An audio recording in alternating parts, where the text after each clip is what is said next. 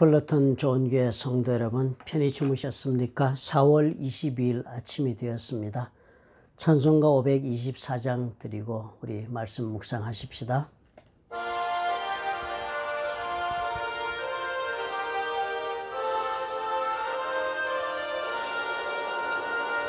갈 길을 밝히 보이시니 주 앞에 빨리 나갑시다. 우리를 찾는 구주 예수 곧 오라 하시네. 죄악 벗은 우리 영혼은 기뻐 뛰며 주를 보겠네. 하늘에 계신 주 예수를 영원히 섬기리. 우리를 오라 하시는 말 기쁘게 듣고 순종하세. 구주를 믿기 지체 말고 속속히 나가세. 죄악 벗은 우리 영혼은 기뻐 뛰며 주를 보겠네. 하늘에 계신 주 예수를 영원히 섬기리. 사랑의 하나님 아버지, 오늘도 우리 주님의 인도하심 가운데 말씀과 동행하며 아버지 하루를 경영하기를 원합니다. 하나님, 우리와 함께 해주시고 우리 주의 성령께서 아버지 우리를 인도해 주시기를 간절히 원합니다. 아버지, 오늘 말씀을 우리가 읽고 묵상할 때 주님, 우리의 영혼이 깨어나 우리 하나님의 말씀을 밝히 알아 깨닫고 이해할 수 있도록 축복해 주시고, 또한 마음에 결단하여 말씀을 따라 아버지의 삶을 아버지 경영할 수 있도록 우리의 마음속에 또한 주님께서 함께 하시고 인도해 주시옵소서.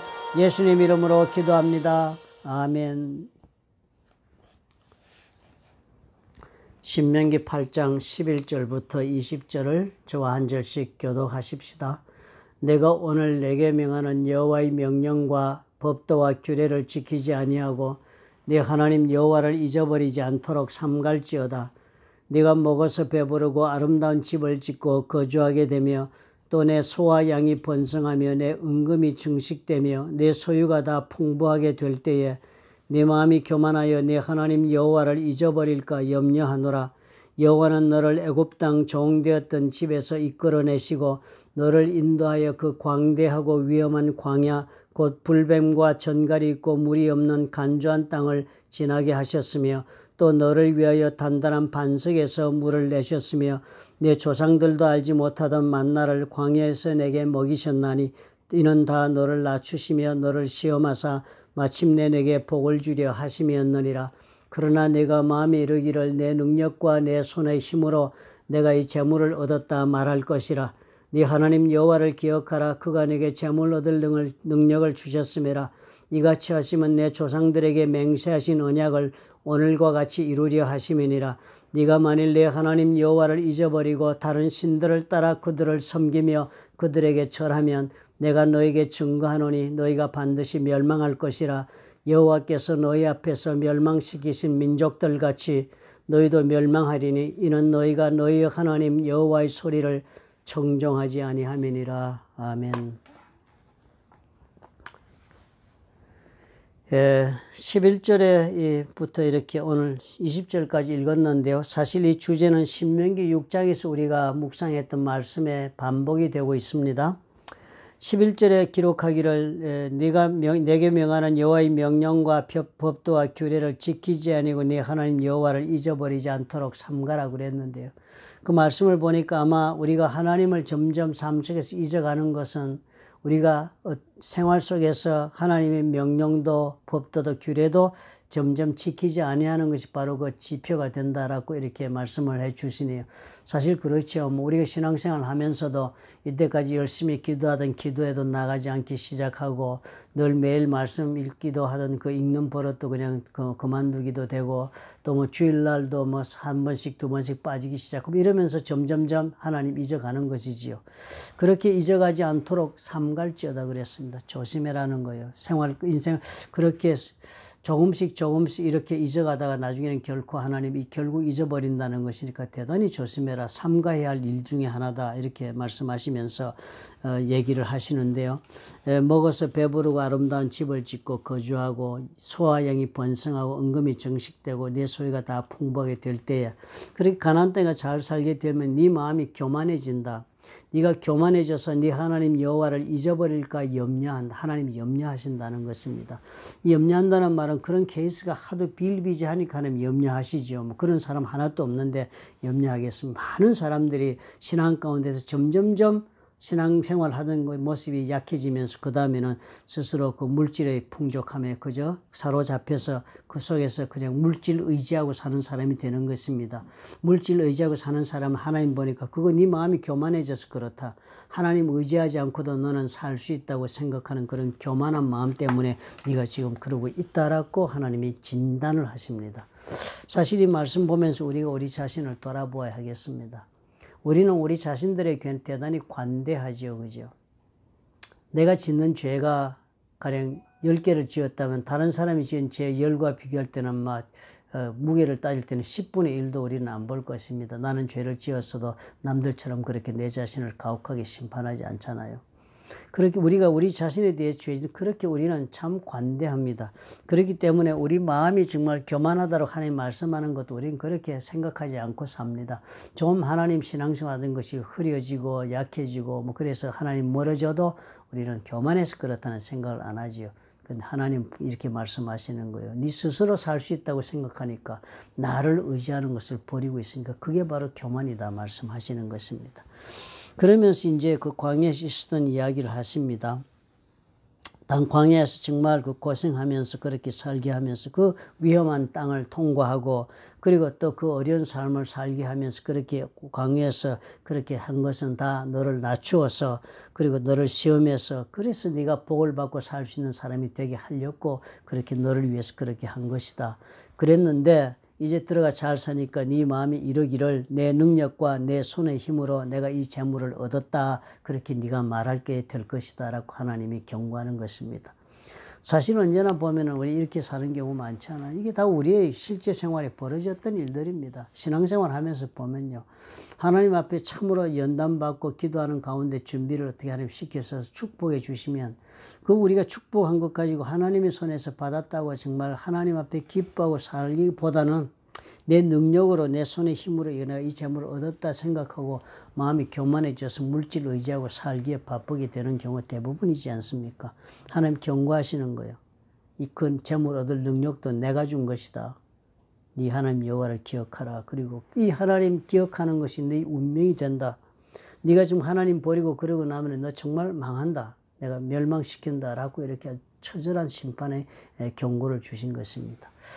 참이 놀라운 것 아닙니까? 그죠? 물질의 축복을 주셨는데요.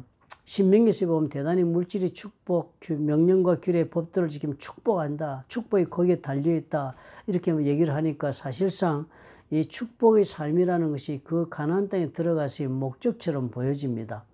법도 잘 지켜서 복받고 사는 것이다. 이렇게 생각하고 가나안 땅에 들어가기가 쉬운 것입니다. 그런데 실질적으로 가만히 보면요. 하나님 오늘 이 말씀도 가만히 보면 가장 중요하게 지금 요구하는 것은 가나안 땅에 들어가서 살 때 나와 하나님과의 관계가 어떠냐가 하나님의 관심사인 것입니다. 그게 하나님이 가장 크게 관심을 두고 있는 것입니다. 돌이켜보면 광야에서도 그 많은 훈련이 뭐였습니까? 하나님 말씀에 의지하고 사는 사람이 되게 하려고 하셨다는 것이 그건 결국 뭐예요? 내가 하나님과의 관계를 그렇게 잘 관계를 맺고 언제나 하나님과 동행하면서 사는 사람이 되도록 만들기 위해서 하나님이 광야 40년 보냈잖아요. 그리고 가나안 땅에 들어가니까 그것이 가장 중요하다는 거예요. 그 가장 중요하다. 네가 정말 명령과 규례 법들을 지내고 살면 내가 선물을 주겠다. 왜냐하면 네가 그토록 육체를 가지고 사는 거니까 물질의 축복 가지고 그렇게 누리며 살도록 세상의 어떤 다른 민족보다도 더 풍요롭게 살도록 그렇게 해주겠다. 라고 하나님 말씀하시면 그러나 그것이 다 뭐라고 하나님은 요구하고 계신 것입니다. 명령과 규례 법들을 잘 지키는 것. 즉 그래서 하나님을 믿고 사는 그런 신앙으로 사는 것. 그 신앙이라는 결국은 하나님과 함께 관계를 맺고서 의로운 관계를 맺고 하나님과 동행하는 길이잖아요. 그거를 네가 해주면 되겠다라는 것이 그것이 사실 목적이거든요. 저와 여러분의 인생의 목적도 뭐겠습니까? 우리 하나님께서 우리로 하여금 이 아브라함의 약속이 우리 가운데 이루어지기를 원하시는 것입니다. 우리로 하여금 복의 근원이 되는 자들이 되기를 원하십니다. 우리는 그 복을 해석할 때 이 물질의 축복만으로 해석하기가 너무나 쉽습니다. 그러나 이 복, 아브라함의 후손이 주는 그 복의 근원이 된다는 것은 예수 그리스도가 그로부터 태어나서 온 세상 사람을 구원하는 그 구원의 축복을 나눈다는 것을 뜻하는 것입니다. 이 구원받는 복보다 더 큰 복이 어디 있습니까? 우리는 이 물질의 복이라는 것은 이 복 중에 복도 들어가지 못하는 것입니다. 이 구원이라는 것은 참으로 이 세상 어떤 것을 희생하고서라도 우리가 얻을 수 있다면 얻어야 하는 축복이잖아요. 구원받지 못하는 사람이 얼마나 많은데요, 세상에요. 우리가 다 예수 믿고 사니까 다 예수, 누구든지 마음만 먹으면 예수 믿는 것으로 생각하기 쉽습니다. 그렇지 않습니다. 예수 믿는다는 것은 하나님께서 특별히 택하여 불러서 예수 믿게 해주셔서 우리가 성령께서 강권적으로 우리에게 은혜를 베푸시면서 우리를 하여금 하나님 앞으로 인도해 주셔서 우리가 예수 믿는 것이지요. 내가 선택해서 믿는 것이 아니라고 우리가 요한복음 공부하면서도 누누이 우리가 확인한 것입니다. 그렇기 때문에 우리가 그 구원의 축복 이상의 축복이 사실 없습니다. 이 나머지 모든 것들은 다 이 구원을 위한 부수적인 그런 선물 이런 조건들이지 아무것도 아닌 것입니다. 그러니까 하나님이 이 가나안 땅에 들어간 이들에게도 동기를 부여하기 위해서 니들이 가나안 땅에 가면 내가 이런 좋은 것을 주마. 그러나 갈 때는 그 가나안 땅의 삶을 살 때는 나하고 관계 속에 잘 사는 것이 목적이라는 걸 누누이 가리키면서 동기부여를 해주기 위해 선물을 주신 것이거든요. 그런데 저들이 그것을 제대로 이해하지도 못한 채로 물질에 빠지고 말지 않습니까? 우리도 마찬가지로 그런 실수가 얼마나 많습니까? 우리가 하나님 앞에서 얻고자 이것이 축복이라고 생각한 거 얻고자 해서 기도하다가 그것 얻으면 신앙을 저버리는 어리석은 짓을 저지를 때가 한두 번이 아닌 것입니다. 왜 그렇게 사람들이 그러고 말겠습니까? 참으로 어린 신앙이 정말 하나님과의 관계 속에서 누리는 그 기쁨을 맛보지 못하고 그것이 얼마나 귀한지를 알지 못해서 그렇지 않겠습니까? 우리가 자녀를 키우면서도요, 자녀들이 고등학교 학생들 키우다 보면 그런 가정들도 제가 보았습니다. 아이들이 공부도 잘 안 하고 이러니까 애가 이제 운전면허증도 딸 때가 되었고 이러니까 어머니가 그렇게 약속을 한 겁니다. 네 공부 열심히 해서 A 따고 그렇게 하면은 학교 1등, 2등 막 이렇게 상위권에 들면은 내가 BMW 사주겠다고. 그러니까 아이가 그 말 듣고 너무 좋으니까 열심히 공부해서 A 학점을 쭉 받는 것이. 그래 어머니 약속대로 BMW 사줬습니다. 그랬더니 아이가 공부는 그다음 팽개쳐버리고 선물에 그냥 꽂혀가지고 매료돼가지고 선물 그 BMW 타고 놀러 다니고 모아가다가 죄짓고 마약하고 이래서 실족한 아이들 얼마나 많았습니까? 사실 그것처럼 가나안 땅에 가서 이 사람들이 실족하고 사실 가나안 사람들이 실족한 것처럼 우리가 또 실족하니까요. 참으로 우리가 이 하나님께서 우리에게 주시는 이 선물들을 우리가 잘 판별할 수 있어야 되겠어요. 우리 하나님 많은 선물 주시잖아요. 우리가 예수 잘 믿고 살면 하나님 주시는 선물이 기가 막힙니다. 좋은 사람들을 친구로 주기도 하고 또 물사업을 축복하시고 여러 가지 내가 생각하지 못했던 거 하나님 선물로 주신다고요. 그러나 그 모든 선물은 다 우리를 격려하셔서 우리로 하여금 더욱더 하나님과 동행하는 자의 삶에 충실하고 그 관계를 기뻐하고 그리고 하나님이 정말 나를 인도하시는데 순종하며 걸어가는 삶의 그 모습을 내가 더욱더 적극적으로 선택하고 믿음으로 신실하게 살아달라고 하나님 주시는 축복인데 우리는 오히려 선물에 꽂혀가지고 하나님의 관계를 저버리는 실수를 할 때가 많은 것입니다.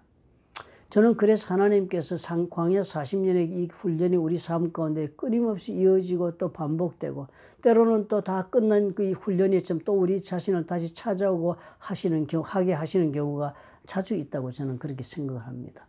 내가 하나님과의 관계가 소원해지기 쉽고 또 하나님과의 관계 속에서 내가 동행하는 기쁨도 상실하기 쉽고 그래서 정말 복의 근원이 되는 내가 복의 근원으로서의 그런 역할을 감당하기를 거부하고 나의 자신의 만족과 기쁨을 이기적인 생각에 사로잡히고자 하면 하나님께서는 언제나 나에게 이런 광야의 훈련을 다시 시작하시는 것을 제가 경험한 것입니다.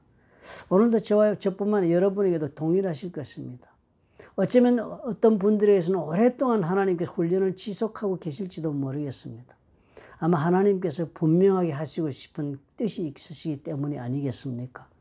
하나님께서 나로 하여금 어떻게든지 간에 나는 앞으로 무슨 하나님께서 나에게 축복을 주시더라도 그 선물에 내가 모든 삶을 빼앗기지 아니하고 오히려 내가 그럼에도 불구하고 하나님과 더욱더 가까이 하나님만을 위해서 또 하나님과 동행하는 삶에 더욱더 신실하게 내가 내 자신을 쳐서 복종시킬 수 있는 사람이 되게 만드시려고 하나님 그렇게 하지 않겠습니까?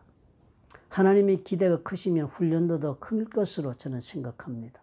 하나님이 나에 대한 보고의 근원으로서 나의 역할에 대한 기대가 크면 클수록 나에게 부과하시는 훈련도 클 것입니다. 마치도 1등병을 만들기 위한 논산훈련소의 훈련과 사관생도를 만들기 위한 사관학교의 훈련에 서로 그 격차가 다르듯이 아마 우리가 인생을 살아가면서 받는 광야 훈련도 서로 다르지 않겠습니까? 그러나 거기에 따라 주시는 선물도 또한 클 것입니다. 그러므로 유혹도 또한 클 것이다. 교만이 높은 자리에 올라가는 위험성도 더 클 것이다. 내가 이루었다고 말하는 그런 어리석은 자리에 내가 가기 쉬운 그런 유혹도 엄청나게 그 위험도 클 것이다 하는 것을 우리가 알고 스스로 자신을 돌아보면서 걸어야겠습니다. 오늘 우리 하나님 앞에 우리 이런 이해를 가지고 내 삶을 돌아보십시다. 오늘 내가 받고 있는 이 축복이 있다면 이 축복을 통해서 나는 더욱 하나님과 가까워지는 일에 열심히 있어야 할 것이다. 이 축복에 모든 내 삶의 관심이 빼앗기지 않도록 해야 되겠다. 그리고 또 우리 하나님 앞에서 아직도 광야의 길을 걷고 있다면 내가 하나님 앞에 받을 축복이 또 선물 받을 것이 크다 하는 기대 가운데 이 고난의 때를 잘 이겨나가서 하나님을 바라보는 소망 가운데 우리 하나님 앞에 걸어갈 수 있으면 우리 오늘 이 말씀의 그 모든 뜻이 내 삶을 인도하시는 또 새로운 생명의 그런 근원이 되겠습니다. 좋으신 아버지 하나님 감사합니다. 어떠한 경우에라도 하나님께서 나를 향하여 가지고 계신 그 계획이 크다는 사실을 우리가 잊지 말게 도와주옵소서. 그리고 언제나 그런 까닭에 더욱더 내 자신을 쳐서 복종시키는 훈련에 내가 참으로 단호할 수 있도록 아버지께서 도와주시옵소서. 예수님 이름으로 기도합니다. 아멘.